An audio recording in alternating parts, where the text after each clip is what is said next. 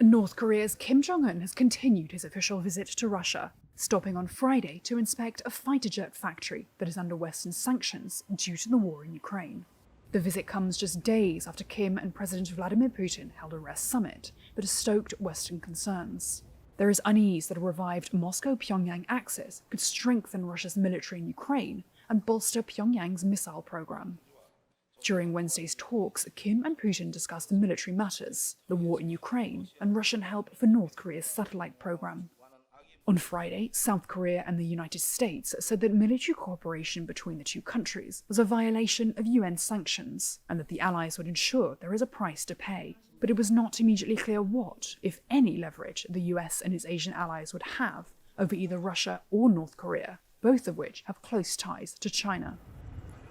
Back in Russia's Far East, the 39-year-old North Korean leader was shown on Russian state television, carefully inspecting the cockpit of a fighter jet, as Russian officials explained its capabilities via a translator.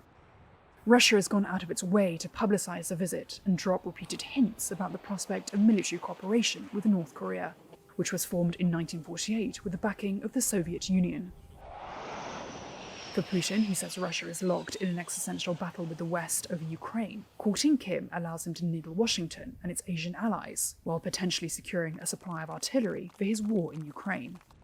And it could give Kim access to some of Russia's sensitive missile and other technology. Washington has accused North Korea of providing arms to Russia, which has the world's biggest store of nuclear warheads, but it is unclear whether any deliveries have been made. Pyongyang and Moscow have denied that North Korea could supply arms to Russia. US and South Korean officials have called on Moscow to show responsibility as a permanent member of the UN Security Council. There was no comment from either Kim or Putin on the US warnings, though Russian diplomats pushed back against the criticism.